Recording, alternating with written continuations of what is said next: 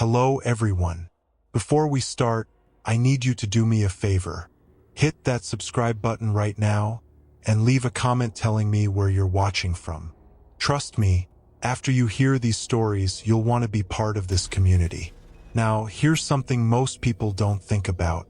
Winter doesn't just make things cold. It makes them isolated. It makes them dark. And it makes people disappear. Every year, thousands of travelers go missing during winter months. Some are found when the snow melts. Others never turn up at all. The stories I'm about to share aren't from news reports or urban legends. These are real accounts from real people who survived winter nights that should have killed them. Nights where something in the cold and darkness decided to hunt. 8 people, 8 different winters. 8 encounters that can't be explained by weather or bad luck alone. These survivors have one thing in common. They all say the same thing. Winter doesn't just make the world colder. It makes it hungry.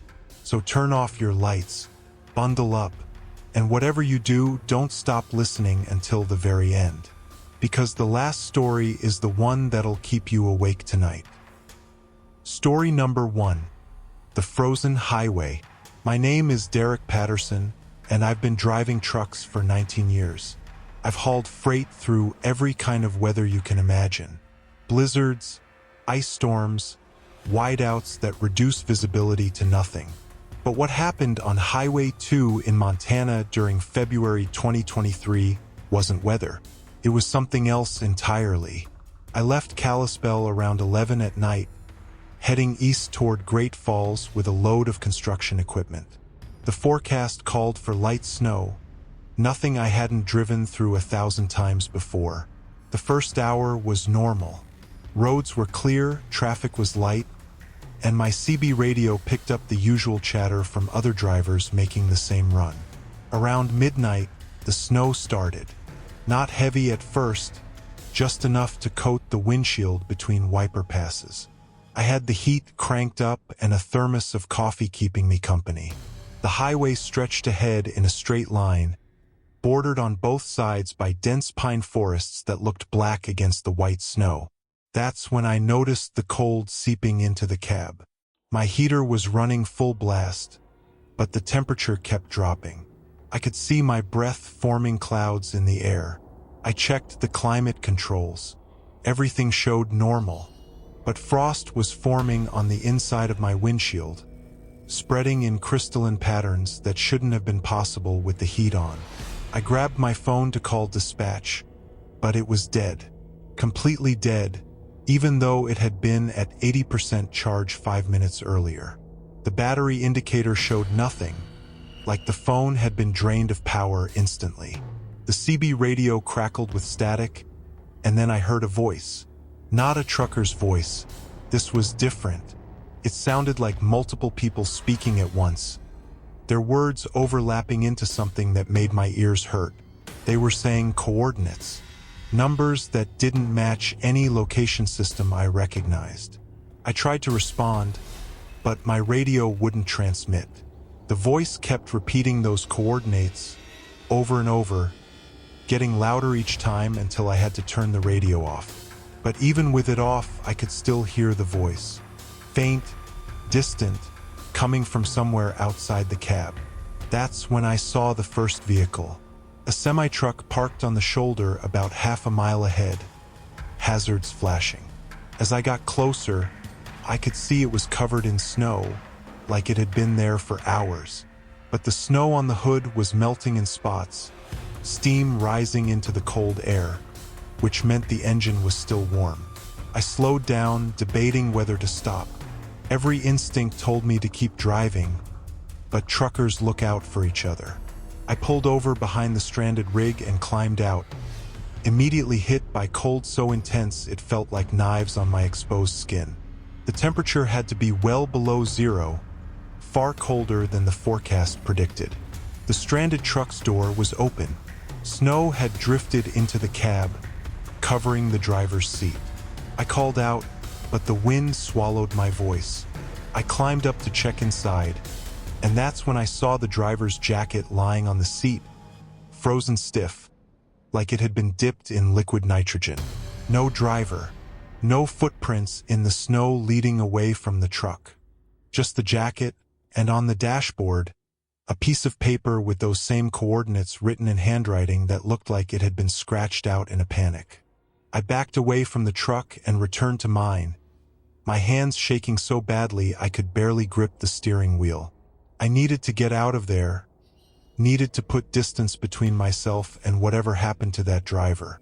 I drove for another 20 minutes before I saw the second truck. Same make and model as the first one, same position on the shoulder, hazards flashing. As I passed, I caught a glimpse of the interior. Empty cab, jacket on the seat, door hanging open. Then a third truck appeared a mile later, and a fourth.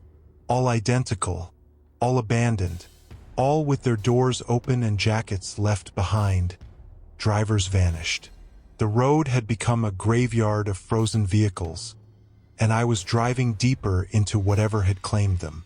I pressed the accelerator harder, my rig pushing 65 miles per hour on snow-covered roads that should have been driven at half that speed. That's when I saw them standing beside the highway. Figures, dozens of them, evenly spaced along the shoulder like fence posts. They were completely still, facing the road, and as my headlights swept over them, I saw they were wearing the missing driver's jackets. But underneath the jackets, their bodies looked wrong. Too thin, too tall, limbs bent at angles that human joints don't allow. One of them turned its head to track my truck as I passed. No face, just smooth, white ice where features should have been. And in the center of that blank face, cracks began spreading like a smile. I watched in my mirrors as all of them turned in unison, following my truck with those featureless faces. Then they stepped onto the highway behind me, moving in perfect synchronization, walking in the direction I was traveling. I called out on the CB radio, desperate for any response. The voice came back immediately, but this time it was clearer. It wasn't speaking coordinates.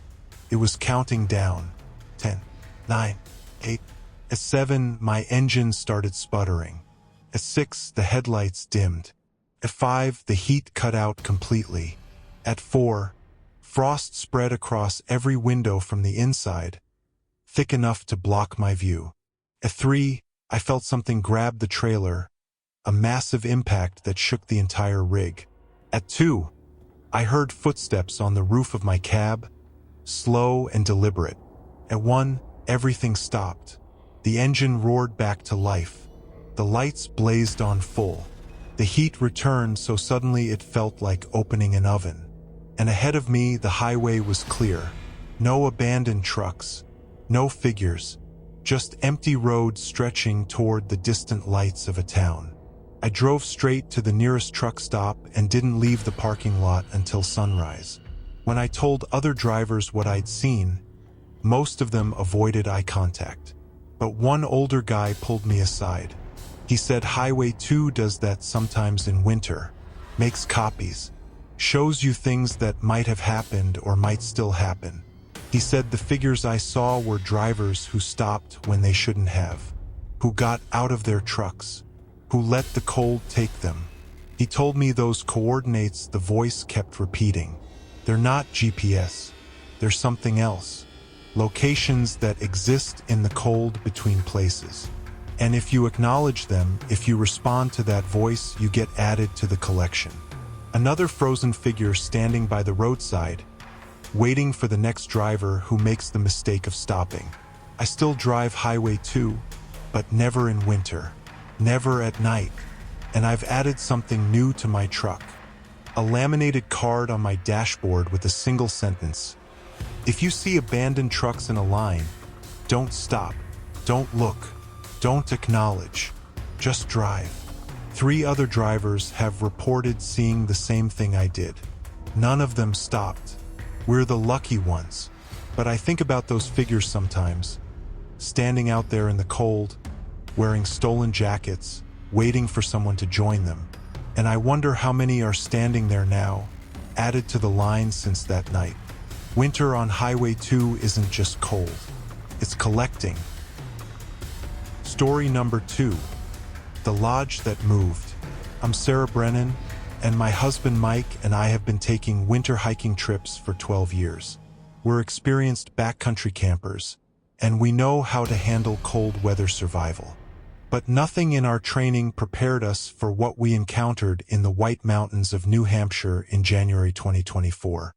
We had planned a 3-day trek through a remote section of the National Forest, following trails we'd researched extensively. The weather forecast was good, clear skies and temperatures in the low 20s, cold but manageable with proper gear. We started the hike on a Thursday morning, and the first day went perfectly. Beautiful snow-covered landscapes, quiet trails, exactly what we'd hoped for. By late afternoon on the second day, we'd covered about 15 miles and were looking for a place to set up camp. That's when we saw the lodge.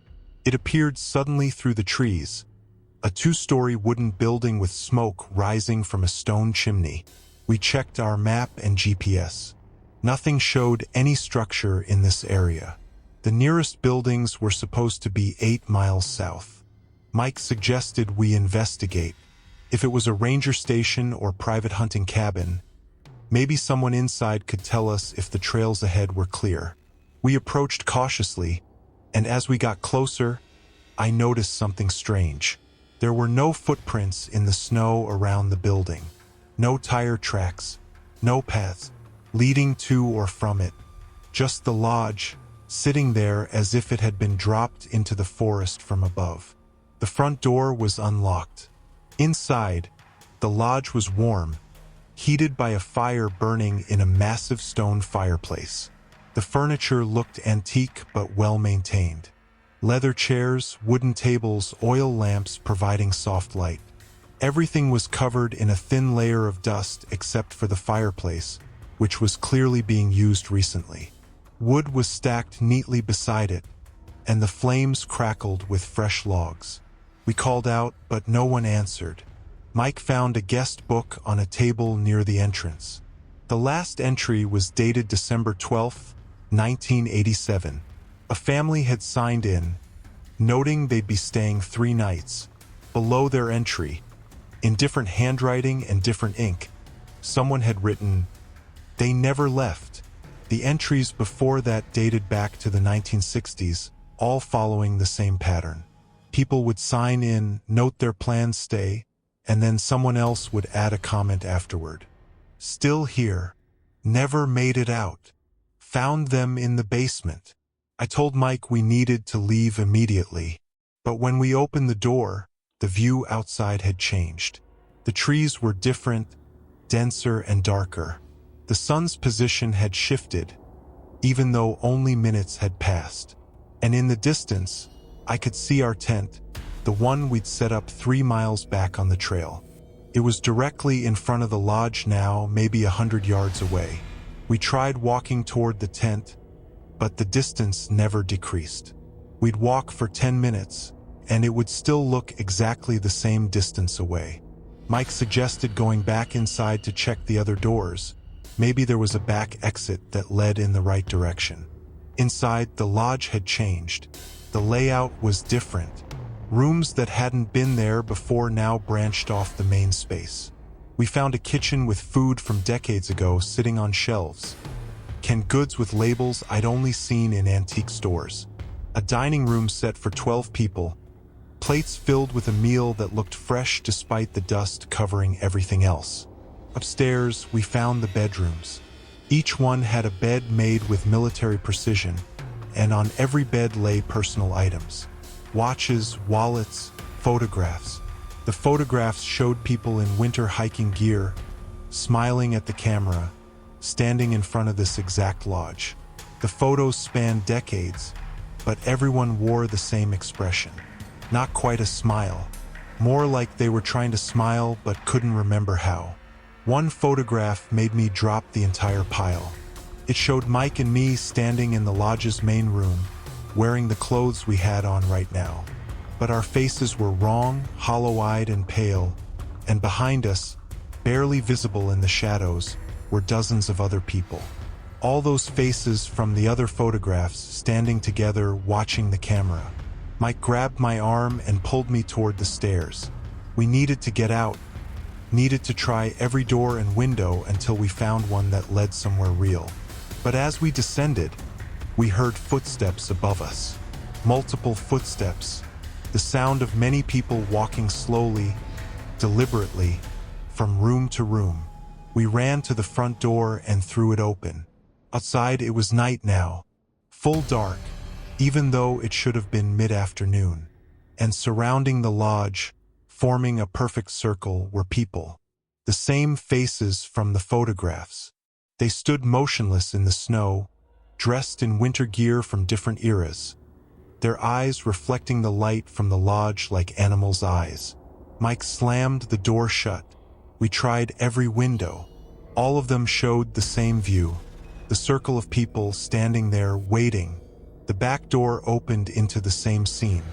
Even the upstairs windows looked down on them, their circle remaining perfect no matter which direction we looked. That's when we noticed the guest book had moved. It was sitting on the fireplace mantel now, open to a new page. 2 fresh entries had appeared, written in handwriting that looked like Mike's and mine. But neither of us had touched the book. They read, Mike and Sarah Brennan. Arrived January 18, 2024. Staying indefinitely. The fire went out. All at once. Every flame extinguished as if someone had thrown a switch.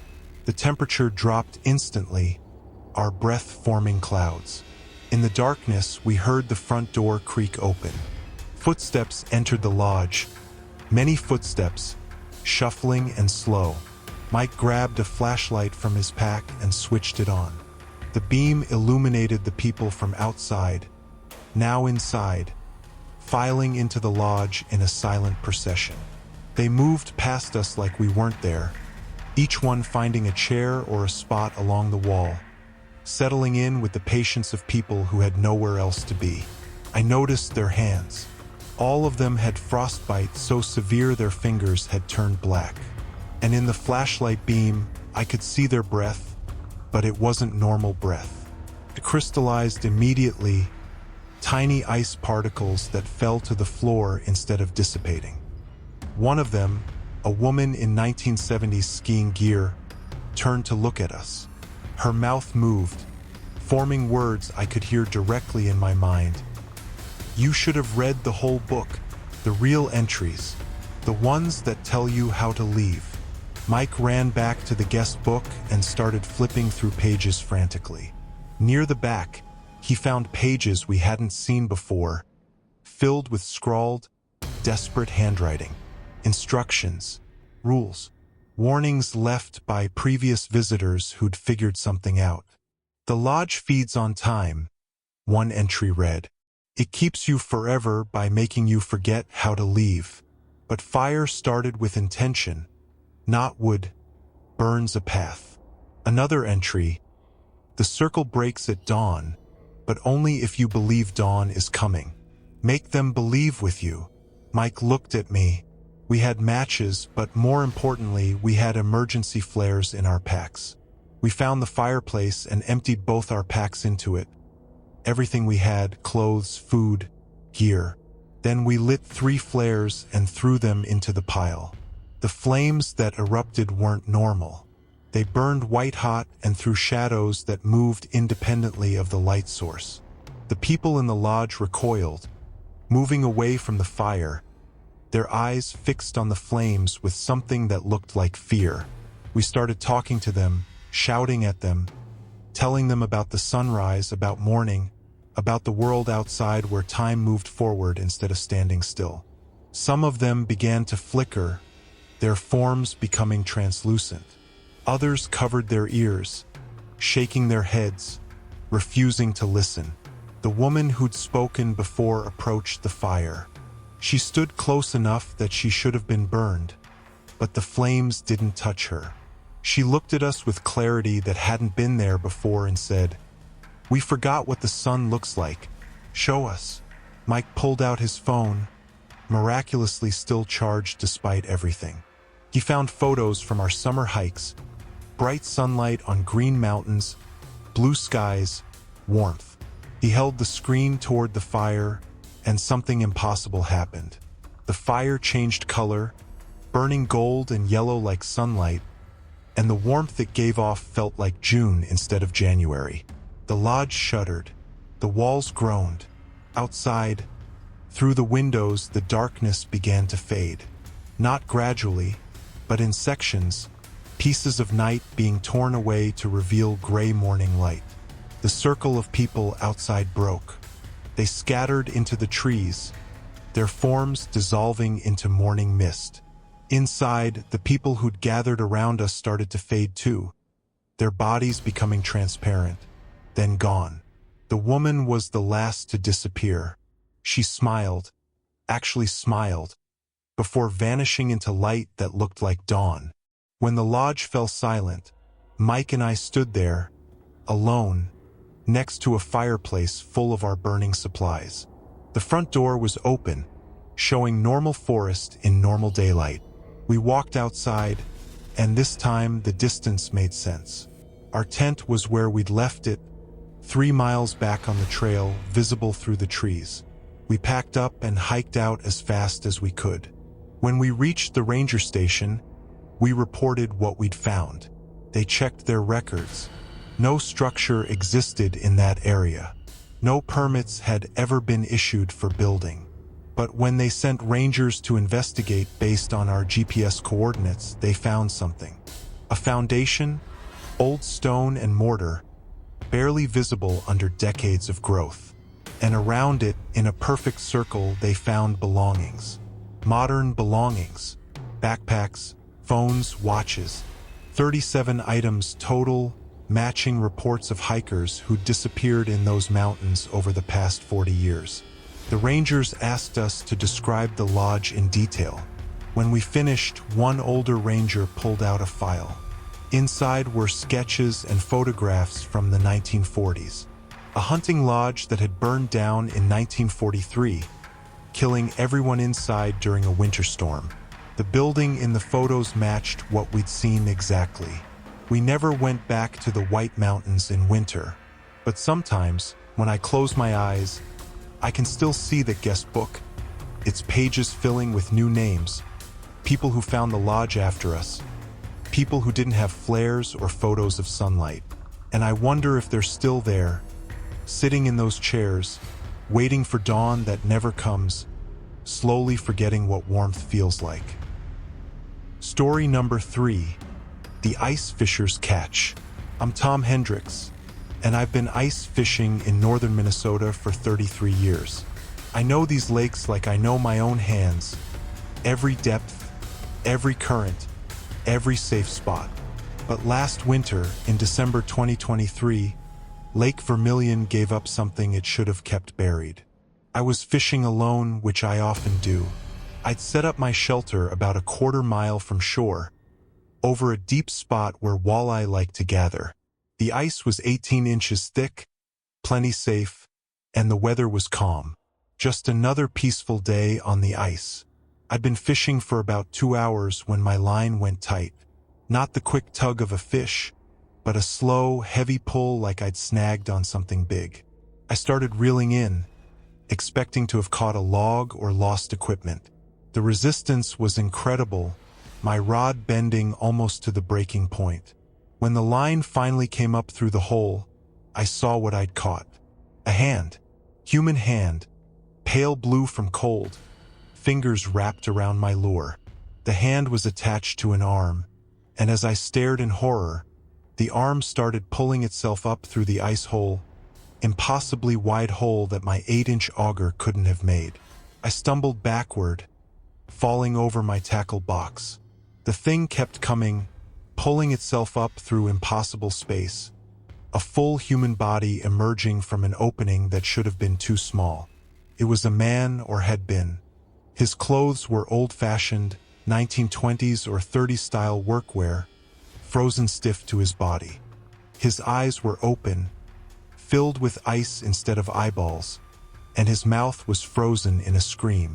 He flopped onto the ice like a caught fish, still connected to my line. Then he began to thaw.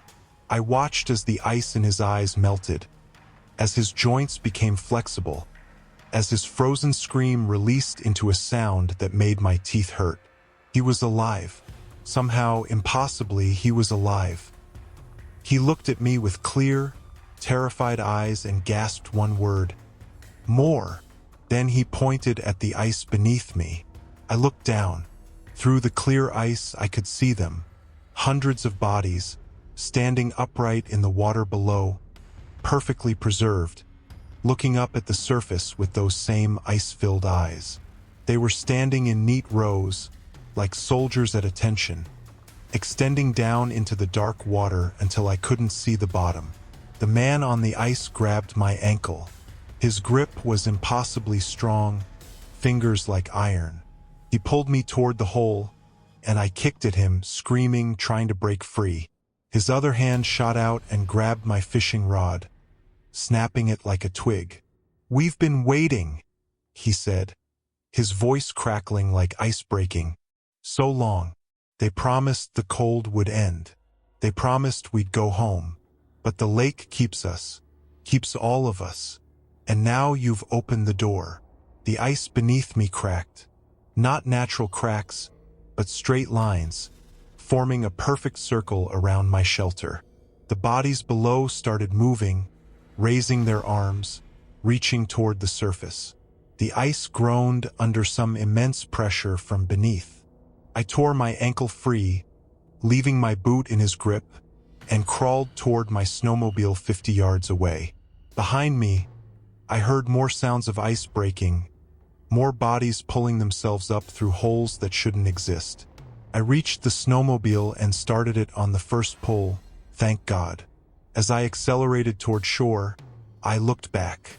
My shelter was collapsing, the ice around it breaking in that perfect circle. And emerging from the dark water were more figures, dozens of them, climbing out onto the ice, all wearing clothes from different eras, all with those terrible ice-filled eyes. They weren't chasing me.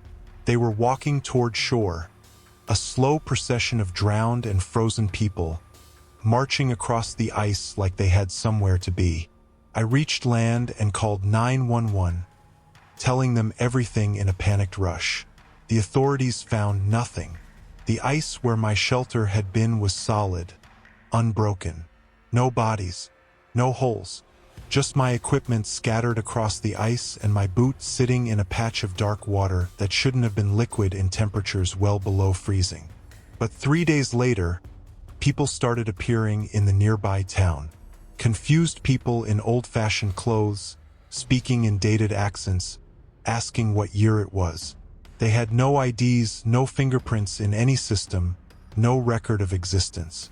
DNA tests came back impossible to process, like their genetic material was corrupted by something. Over 2 weeks, 47 people appeared in town. All of them claimed to have fallen through ice in Lake Vermilion, but their stories dated from 1923 to 1998. All of them remembered sinking, remembered the cold, remembered standing on the bottom of the lake waiting for something that never came. Most of them were placed in psychiatric care. But I recognized several faces from newspapers in the local historical society. Pictures from missing person reports. People who disappeared from the lake over the past century. People who were now walking around town, physically in their 20s and 30s, but claiming to be 70, 80, 90 years old. I haven't fished Lake Vermilion since. Nobody has, actually. The lake was closed to ice fishing that season, officially due to ice instability. But locals know better. The lake is still giving things up, still releasing what it kept. Sometimes I drive past the lake in winter and see figures standing on the shore, looking out at the ice, like they're waiting for something, or remembering something, and I wonder how many more are down there, standing in rows in the dark water, waiting for someone to drop a line and give them a way up. Winter in northern Minnesota isn't just about cold. It's about things that have been frozen for too long, finally thawing out. Story number 4. The the snowplow driver. My name is Robert Maloney, and I've been driving snowplows for the County Roads Department in Vermont for 22 years. It's lonely work, clearing rural highways at 3 in the morning while everyone else sleeps. But the pay is good, and I've always preferred the quiet. At least I did until the winter of 2022, when I started seeing the walker. It was late January, one of those nights where the snow falls so thick you can barely see 10 feet ahead. I was clearing Route 14, a winding mountain road that connects two small towns about 40 miles apart.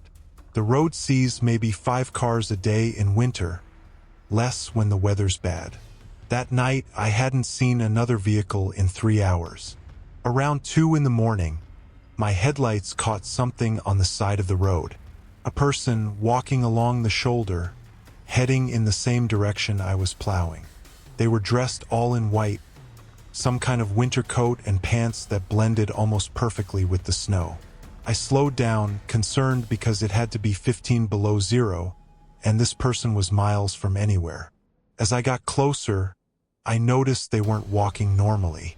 Their gait was too smooth, too steady, like they were gliding over the snow instead of trudging through it.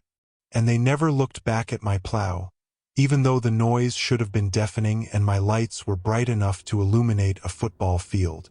I pulled up alongside them and rolled down my window, ready to offer a ride to the nearest town. But when I got level with the figure, they turned their head toward me, and I saw they had no face. Not a blank face like a mannequin. No face at all. Just smooth white surface where a head should have been, with 2 dark indentations where eyes might have existed. I hit the gas, my plow lurching forward.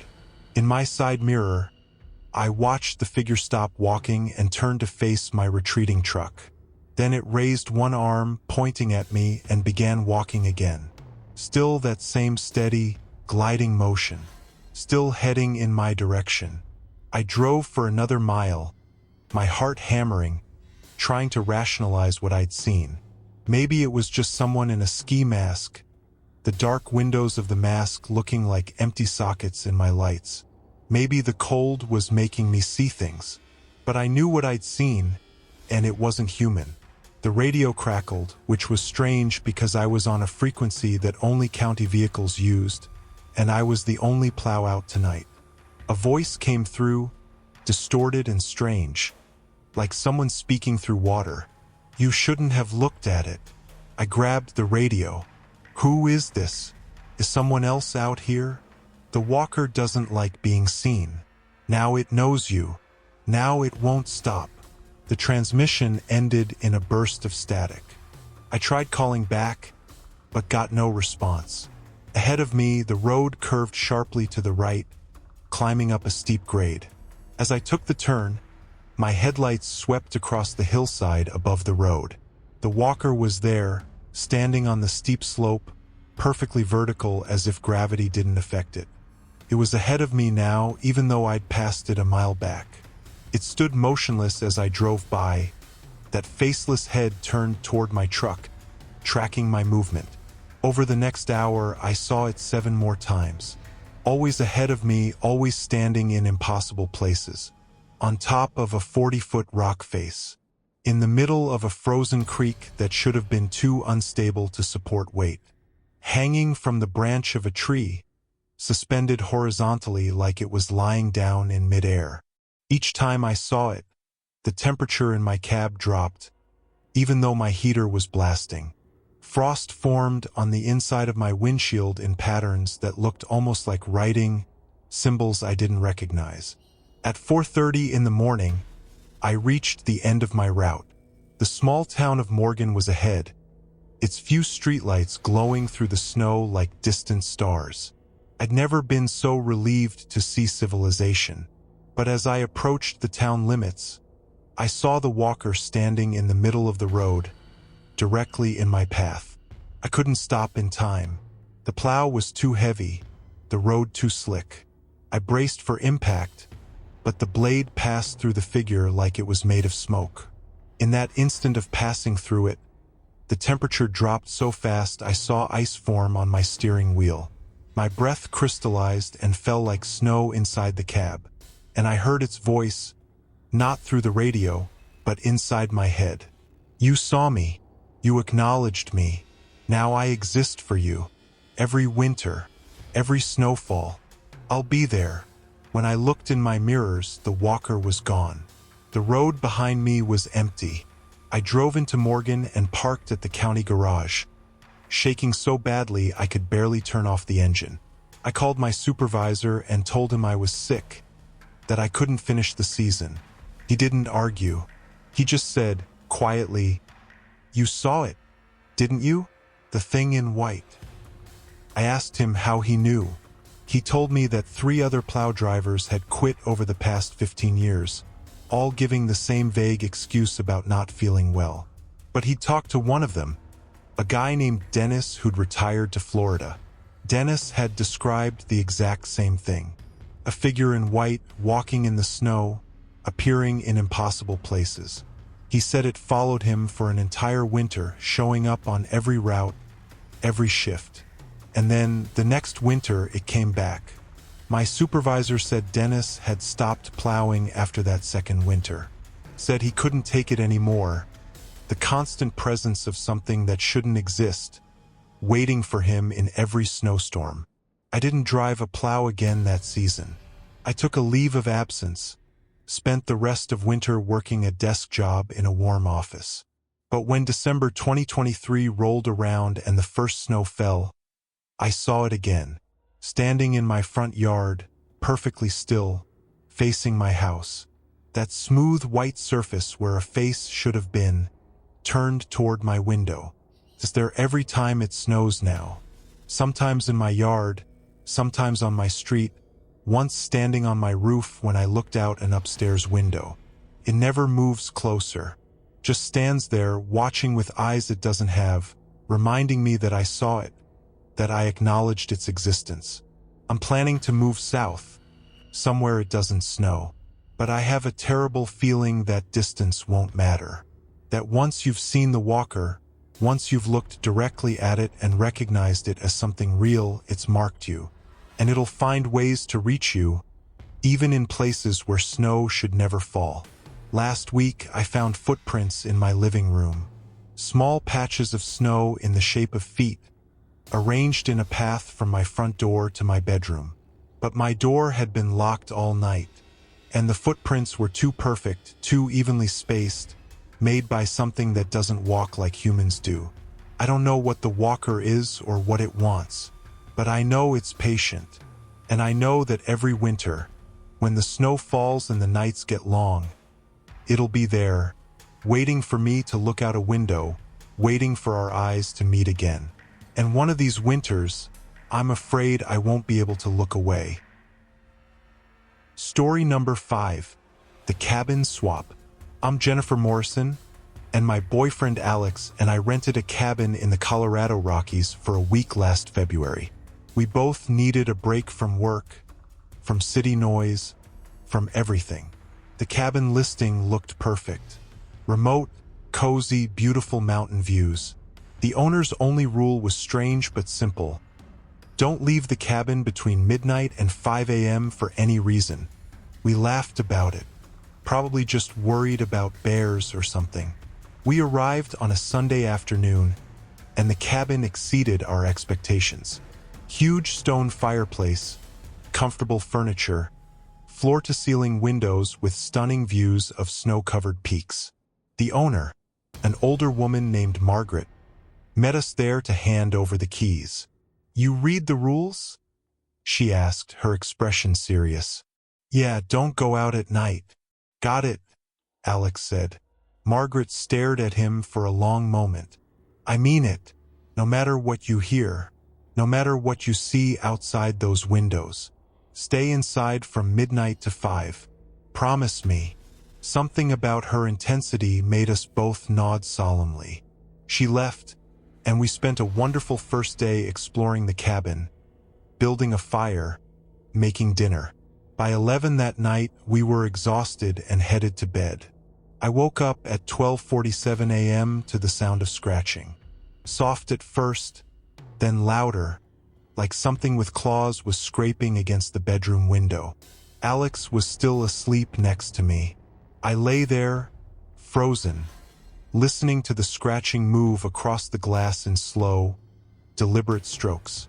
Then I heard breathing. Heavy, wet breathing from just outside the window. But the window was on the second floor. Nothing should have been able to reach it unless it was on a ladder or hovering in midair.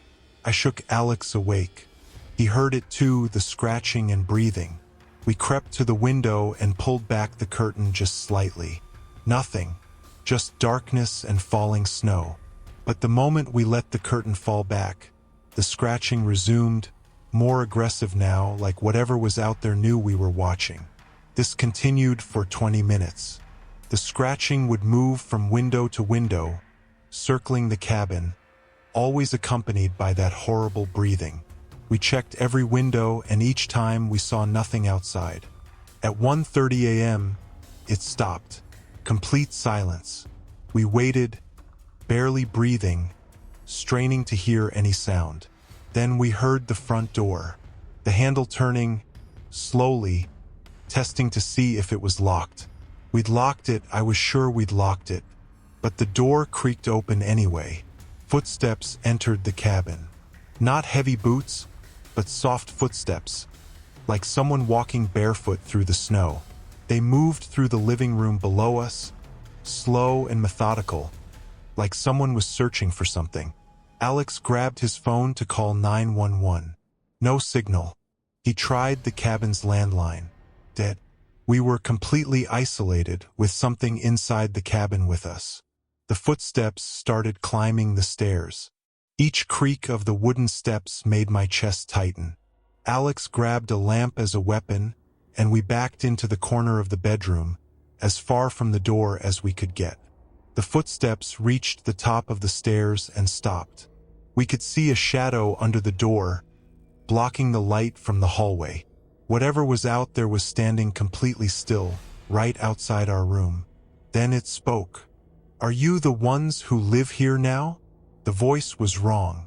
Too many tones at once, like several people speaking in unison. Alex and I looked at each other, neither of us knowing how to respond. I said, the voice repeated, "Are you the ones who live here now?" "We're just renting," Alex called out, his voice shaking. "We're visitors." Long silence. Then, "Good. Then you won't mind leaving." The doorknob started turning. We'd locked that too. I'd watched Alex lock it.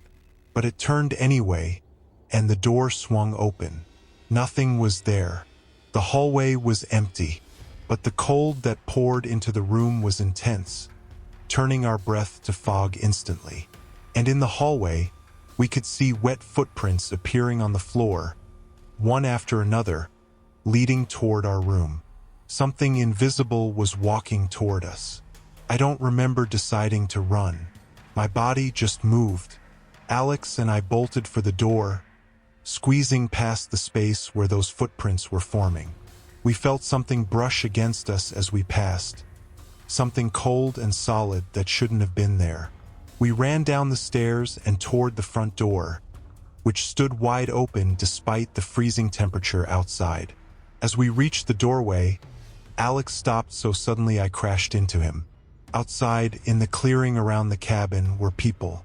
Dozens of them, standing in the snow, all facing the cabin. They wore normal winter clothes, but something about them was wrong. They stood too still, too perfectly aligned, like mannequins arranged in rows. "We can't go out there," Alex whispered, remembering Margaret's warning. Behind us, those invisible footsteps were descending the stairs, coming closer. We had a choice. Stay inside with whatever invisible thing was hunting us, or go outside where those impossibly still figures waited. Alex made the decision. He pulled me back inside and slammed the door shut, locking it.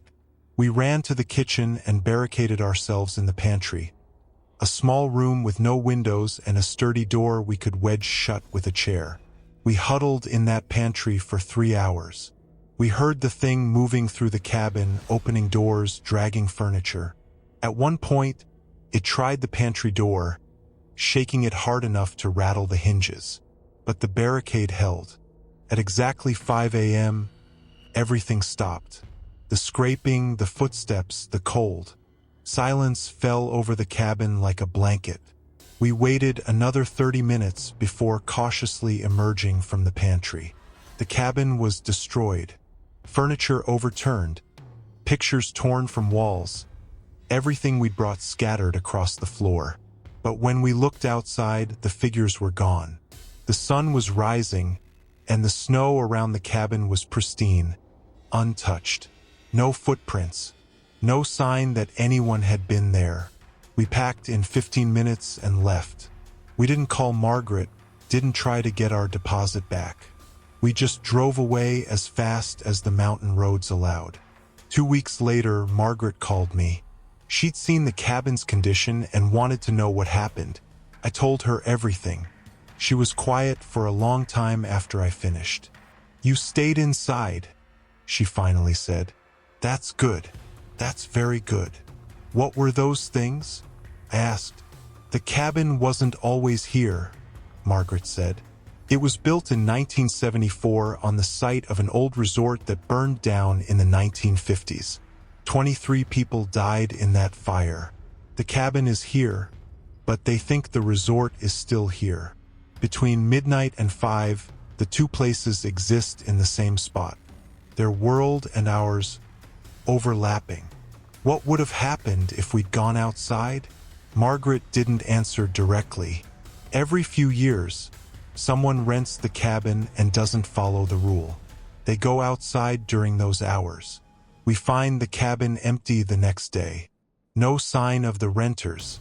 No footprints leaving. Nothing. They're just gone. Gone where? Into their world, I suppose. The one where the resort is still burning. Still full of people trying to escape a fire that never ends. I think about those figures often. How they stood in perfect rows, waiting. How they might have been people once, guests and staff who died in that fire, trapped in a moment of horror that repeats every night. And I think about how close Alex and I came to joining them, to stepping outside into a world that isn't quite our own. We never went back to Colorado, never rented another cabin, because now I know that some places exist in 2 states at once, 2 different times occupying the same space. And if you're there at the wrong moment, if you cross that threshold at the wrong hour, you might never find your way back to the world you came from. Story number 6. The Snow That Remembers. My name is David Chen, and I'm a park ranger at Crater Lake National Park in Oregon. I've worked winters there for 8 years, and I've seen plenty of strange things. Weather that changes in seconds, animals behaving oddly, the way sound carries differently in deep snow. But nothing prepared me for what happened during the blizzard of January 2024. The storm hit on a Tuesday, one of those massive systems that shuts down everything for days. We'd evacuated all the visitors and locked down the ranger station. Me and 2 other rangers, Beth and Marcus, riding out the storm with enough supplies for a week if needed.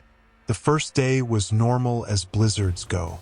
Howling wind, 0 visibility, snow piling up faster than we'd ever seen. We stayed inside, monitoring weather reports, maintaining radio contact with the main office 40 miles away. By nightfall, we had 3 feet of new snow and no sign of the storm letting up.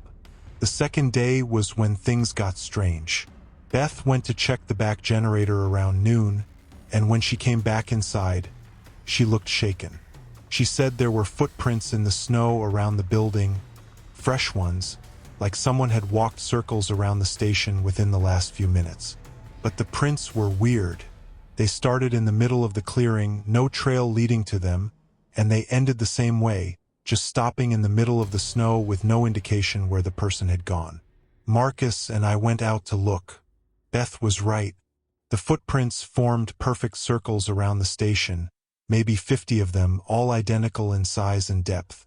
And they were still filling with snow, meaning they'd been made minutes ago. But we were the only people for miles. The nearest town was 3 hours away in good weather, impossible to reach in this storm. We went back inside and locked all the doors, suddenly uneasy. The storm was supposed to peak that night, with wind speeds up to 70 miles per hour. We settled in to wait it out, taking turns keeping watch, though we weren't sure what we were watching for. At 2 a.m., I was on watch when I noticed something outside the window. The snow was falling in strange patterns, spiraling instead of coming straight down. And in those spirals, I could almost see shapes forming. Faces, or what might have been faces, appearing for just seconds before the wind tore them apart. I called Marcus and Beth over. We watched as the snow formed more complex shapes. Human figures, dozens of them, made entirely of falling snow, walking through the storm. They moved in procession past our windows, silent and purposeful, heading toward the lake. "What the hell is that?" Marcus whispered. Beth grabbed her camera and started recording. The figures kept coming, an endless stream of snow people, all walking in the same direction.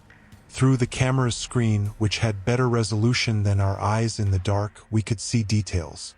The figures wore old-fashioned clothing, 1920s or 30s style coats and hats, and their faces, when we could make them out, looked terrified.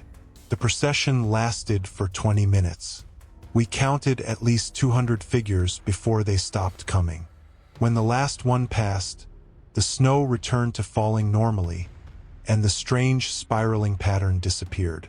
None of us slept the rest of that night. We researched the history of Crater Lake, looking for anything that might explain what we'd seen. Marcus found something in the park's archives. In 1932, a tour bus carrying 43 people had attempted to reach the lake during a winter storm, going against all safety advice. The bus had gotten stuck, and by the time rescuers reached it 3 days later, everyone was dead from hypothermia. But the article mentioned something else. Over the next few years, other groups had disappeared in winter storms near the lake. A family of 4 in 1935. A group of hikers in 1941, a research team in 1959, all during major blizzards. All their bodies eventually found, frozen, arranged in neat lines leading toward the lake as if they'd been walking somewhere when they died. The total number of people who died in winter storms around Crater Lake? 207. The third day of the blizzard, the power went out. Our backup generator should have kicked in immediately, but it didn't. We were left in the dark, with only flashlights and the glow from our phones. Beth went to check the generator again, and this time Marcus and I went with her. The generator room was covered in ice. Not frost, solid ice, coating every surface, growing in crystalline formations that seemed to pulse with their own inner light. And in the center of the room, frozen inside a column of ice, was a figure. A person, or something shaped like a person, perfectly preserved, eyes open, mouth frozen in a scream. We ran back to the main building and barricaded ourselves in the radio room, the most secure space in the station. We tried calling for help, but every frequency was filled with the same sound. Voices, dozens of them, overlapping, all saying the same thing. "The snow remembers." That's when we heard footsteps on the roof. Not just one set, but many walking back and forth above us like someone pacing. The ceiling creaked under the weight. We looked up and saw frost spreading across it from inside, patterns forming that looked like handprints, hundreds of them, pressing down from above. Beth pulled up the video she'd recorded earlier and played it back. In slow motion, we could see something we'd missed before. The snow figures weren't just walking past our windows. They were looking in, turning their heads to stare at us as they passed. And in the reflection of the window, behind our own reflections, we could see more figures, standing inside the station with us. We'd been surrounded the entire time. The footsteps on the roof grew louder, more frantic. The The ceiling started to crack, ice spreading through the fissures. We knew if we stayed inside we'd be trapped, crushed, or worse. But going outside in the storm meant walking into whatever those things were. Marcus made the decision. He opened the emergency supplies closet and pulled out 3 avalanche beacons, devices that would transmit our locations if we got buried. He said if we stayed together, if we stayed moving, we might make it to the maintenance building a quarter-mile away. It had an underground shelter built for exactly this kind of emergency. We dressed in every layer we had, activated our beacons, and opened the door. The cold hit like a physical force, stealing our breath. The storm had intensified beyond anything I'd experienced. We couldn't see more than 2 feet ahead. We linked arms and started walking, using Marcus's compass to guide us. The snow figures appeared within seconds. They emerged from the storm, walking alongside us, matching our pace. Up close, I could see they weren't solid. They were made of thousands of individual snowflakes, somehow holding human shape, somehow conscious and aware. Their eyes were just dark spaces in the white, but I felt them watching us. They didn't touch us. They just walked with us, an escort of the frozen dead, guiding us through the storm. When we stumbled, they would move closer, and we'd feel an icy push, keeping us upright. When we started to veer off course, they would form a wall in front of us, forcing us back to the right direction. It took us an hour to cover that quarter-mile. By the time we reached the maintenance building, we were so cold we could barely move. The snow figures gathered around us as Marcus fumbled with the lock. Just before he got it open, one of them reached toward me. I felt its touch, cold beyond cold, and heard its voice clearly for the first time. We walk every storm, walk until we remember where we were going. But we never remember. We never reach it. Don't let the snow take you. Don't become us. The door opened and we fell inside. The snow figures didn't follow. They stood outside, visible through the small window, watching as we descended into the underground shelter. The last thing I saw before closing the hatch was them turning away, reforming their procession, walking back into the storm to continue their eternal journey. We stayed in that shelter for 2 days until the storm finally passed and rescue crews could reach us. The ranger station was destroyed, collapsed under the weight of ice and snow, but in the wreckage they found something. Bodies, 7 of them, perfectly preserved in ice, wearing clothes from different eras. The most recent was from 1959. The official report said they'd been uncovered by the storm, remains from old accidents finally revealed. But I know better.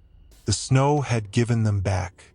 After walking for decades, circling the lake in every storm, they'd finally been released. I don't work winters at Crater Lake anymore. I requested a transfer and they didn't ask why.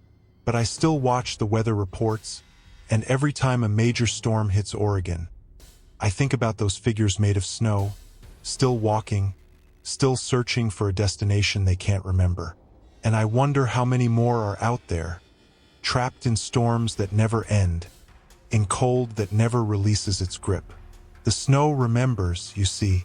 It remembers every person it's ever taken, every life ended by cold and wind and the terrible isolation of winter storms.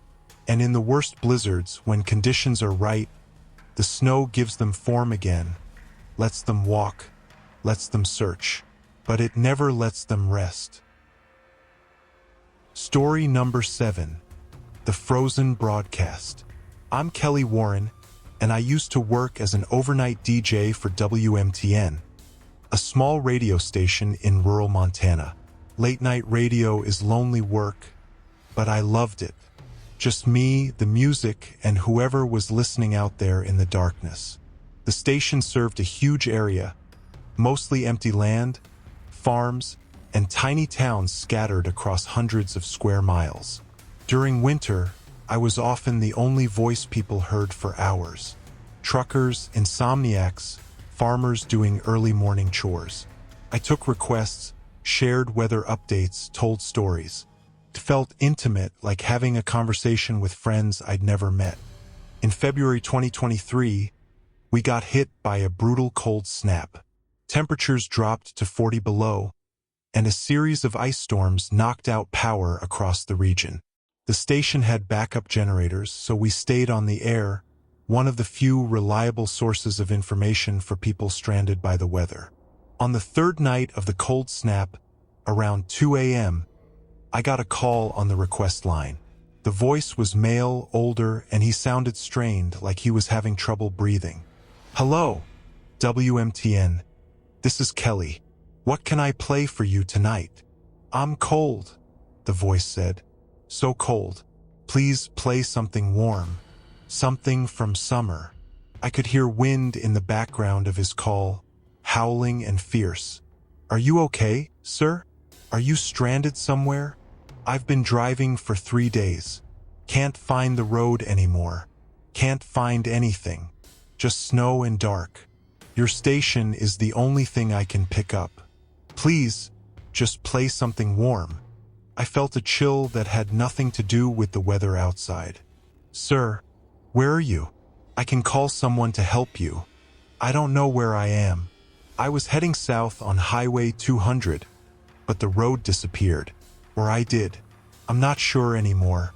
Just play the music, please." I played him Beach Boys, "Wouldn't It Be Nice?" and kept him on the line, trying to get more information about his location. But he wouldn't answer my questions. He just kept saying how cold he was, how he couldn't feel his hands anymore, how the snow was covering his windshield from the inside. After the song ended, I tried to ask him more questions, but the line was dead. I immediately called the State Patrol, gave them everything I had. They said they'd send someone to check Highway 200, but in these conditions it would take hours. 10 minutes later, another call came in. Different voice, female this time, younger. "Are you the DJ, Kelly?" "Yes. Can I help you?" "I heard that man calling. The one who's lost." "I'm lost too. Have been for, I don't know how long. Days? Weeks?" The clock in my car stopped working. "But I can hear your station. It's the only real thing left." My hands started shaking. "Where are you?" "Interstate 15, I think. Or I was. Now I'm somewhere else. Somewhere the roads don't make sense. I keep passing the same tree, but from different directions. And there are others here, other cars. All of us driving, but none of us getting anywhere." "Others? How many?" "Dozens. Maybe more. We can see each other's headlights in the distance, but we never get closer. We're all trapped in the same storm, driving forever, running out of gas, running out of time." I kept her talking while I frantically searched news reports for recent accidents or missing persons on I-15. I found something from 2 weeks earlier. A woman named Jennifer Holmes, age 28, had disappeared while driving through a snowstorm. Her car had never been found. "Is your name Jennifer?" I asked. Long silence. Then, quietly, "I think so. I can't remember. The cold makes it hard to remember things. But I need to keep driving. If I stop, the snow will cover me. It's already starting to. Through the vents under the doors. The car is filling up with snow from the inside." "Jennifer, stop the car. Call 911. Get help." I tried. My phone is frozen solid. Everything's frozen. The windows, the doors, I can't get them open. I'm sealed in. We're all sealed in. And the snow just keeps coming. The line went dead again. Over the next hour, I received 7 more calls. All different voices. All claiming to be lost in the storm, driving endlessly, unable to find their way out. Some of them gave names that matched missing person reports going back months. One man said he'd been driving since November. A woman claimed she'd been on the road since last winter, that she'd watched 12 months pass on her dashboard calendar while the landscape outside never changed. I was on the verge of panic when my station manager called. He'd been monitoring the broadcast from home and had heard some of the calls on his emergency radio. "Kelly, you need to stop taking calls. Stop putting them on the air." "Why? These people need help. They're dying out there." "They're already dead, Kelly. Don't you understand? The cold snap has knocked out cells and landlines across the region. There's no way they could be calling you. No way their calls could be getting through. But I can hear them. They're real. They're talking to me. I know. And that's what makes it worse. Every winter, when it gets cold enough, when the storms get bad enough, the station picks up calls from people who died in previous winters. People who froze to death in their cars, waiting for help that never came. The extreme cold, it does something. Makes the radio waves carry their last moments, their last desperate calls for help. And when someone like you answers, when you acknowledge them, it gives them a kind of half-life. They can reach out. They can speak. But they can't be saved. They're echoes, Kelly. Ghosts in the static. I wanted to hang up on him, to tell him he was crazy. But more calls kept coming in. The board was lighting up, line after line. All people claiming to be lost. All begging for help.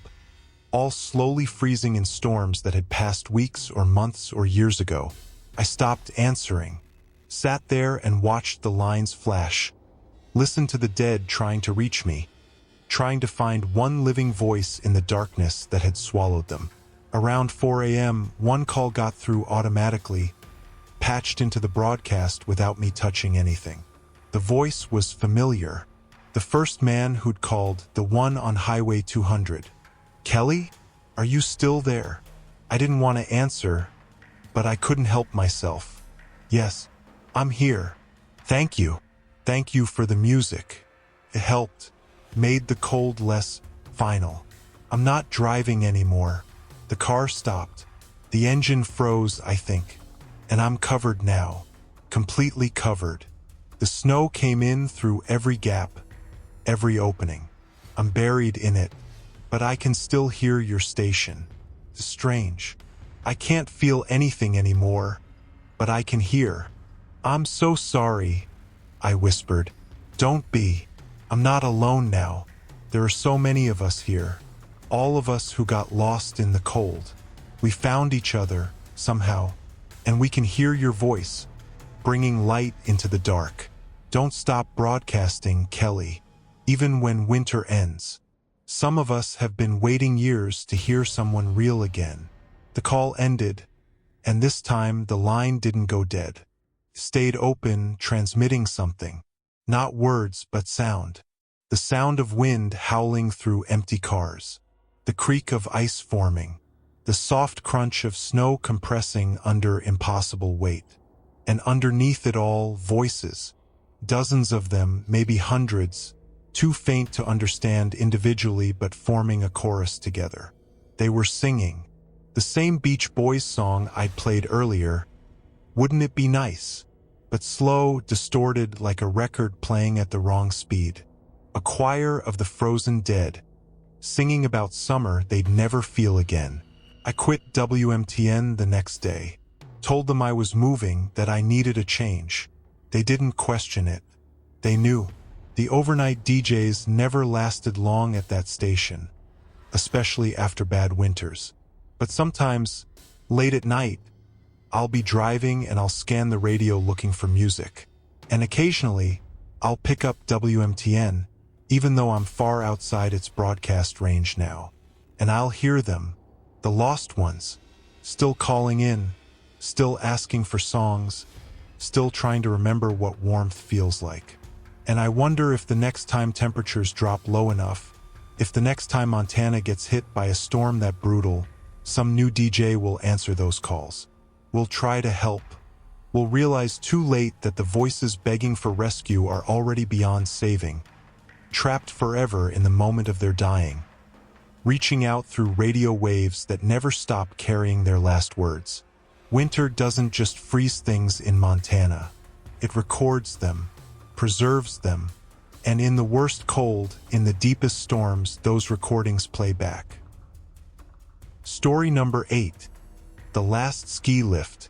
My name is Ryan Torres, and I was working my second season as a ski lift operator at Blackwood Mountain Resort in Idaho when I met the people who never came down. It was late March 2024, the end of the season, and the resort was mostly empty. We were down to a skeleton crew, just keeping a few runs open for the hardcore skiers who couldn't let winter go. I was assigned to the Summit Express, the lift that went to the highest point on the mountain. It was a long ride, almost 20 minutes from base to peak, and on this particular Wednesday, I was alone at the bottom station. My supervisor, Rick, was up top and we communicated by radio. Around 3 p.m., four people showed up wanting to go up. A family, parents, and 2 teenagers, all wearing brand new ski gear that looked like it had just come off the rack. They seemed excited but nervous, especially the kids, and they told me it was their first time at Blackwood. I loaded them onto the lift, for chairs in a row, and watched them ascend into the gray afternoon sky. The weather was turning, clouds moving in fast, and I radioed Rick to let him know this would be the last group before we closed early due to the incoming storm. Rick confirmed he was watching for them at the top.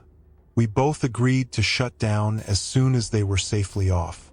20 minutes passed, enough time for them to reach the summit and unload. But Rick hadn't radioed to confirm their arrival. I tried calling him. No response. I tried again. Still nothing. I waited another 10 minutes, getting increasingly concerned. Rick never ignored radio calls. Finally, I locked down the bottom station and took the lift up myself, something we weren't supposed to do alone, but I needed to know what was happening. The ride up was unsettling. The wind had picked up, swinging the chairs in wide arcs. And as I climbed higher, I started seeing something strange. Ski tracks in the snow below, hundreds of them, crisscrossing in patterns that didn't make sense. They seemed to appear and disappear randomly, like someone was skiing in and out of existence. I reached the top station and found it empty. Rick wasn't there. Neither was the family.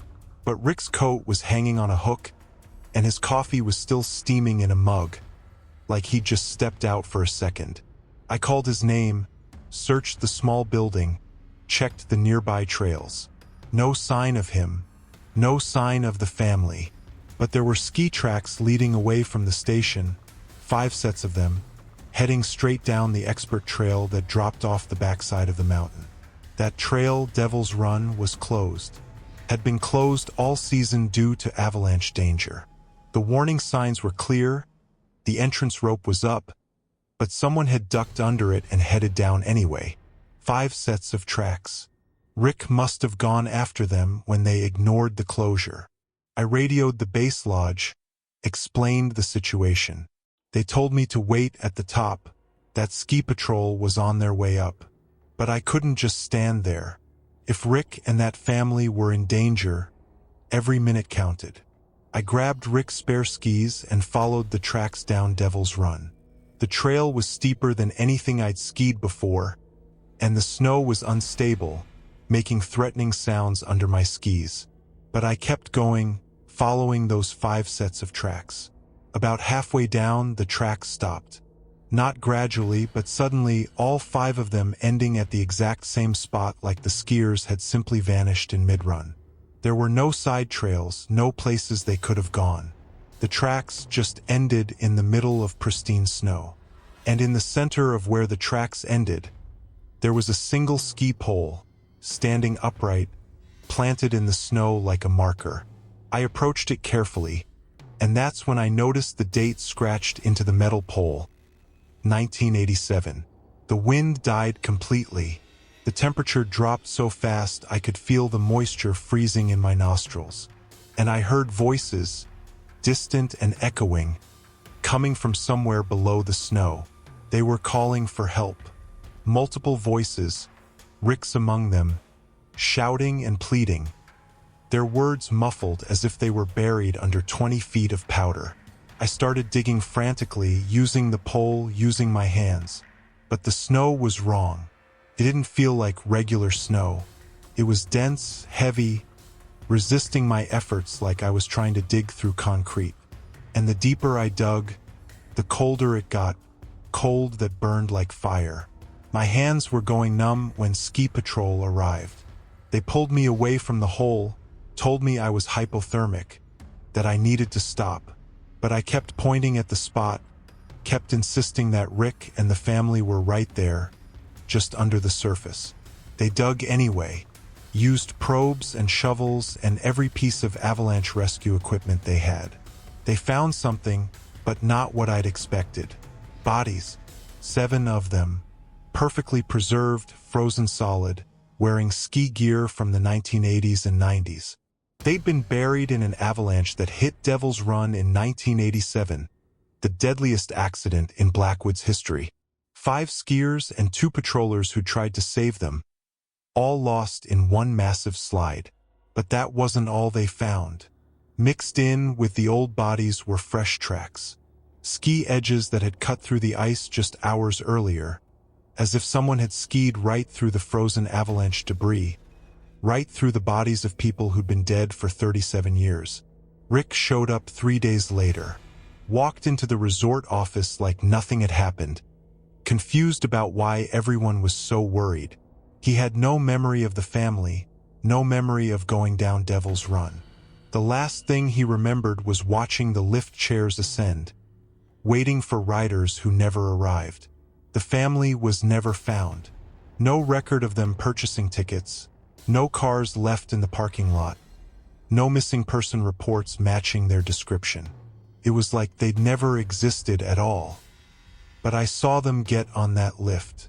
I watched them ride up, and somewhere between the bottom and the top, they disappeared into a mountain that's been hungry since 1987. A mountain that's been waiting for more skiers to add to its collection. Blackwood closed Devil's Run permanently after that. Actually, they closed that entire section of the mountain, said it was due to geological instability. But I know better. They closed it because people kept reporting the same thing. Seeing skiers on that trail in old-fashioned gear, making impossible turns, appearing and disappearing like ghosts. I quit that job at the end of the season. Couldn't shake the feeling that the mountain was watching me, waiting for me to come back, to give it one more chance to pull me down into whatever frozen hell those skiers found. I still have nightmares about that day, about the tracks ending in nothing, about the voices under the snow, calling for help that came 37 years too late, about the family I loaded onto a lift that carried them not to the summit, but to somewhere else entirely, somewhere the mountain keeps its dead preserved forever in ice and snow and the memory of the worst day in Blackwood's history. And I think about that ski pole, standing upright in the snow, marking the spot where reality and something else intersect. A place where winters never end, where skiers from different decades share the same slope, all of them trapped in the mountain's frozen heart, all of them still trying to finish one last run that never ends. Winter doesn't just come and go in the mountains. Sometimes it stays, sometimes it waits, and sometimes it takes what it wants and never gives it back.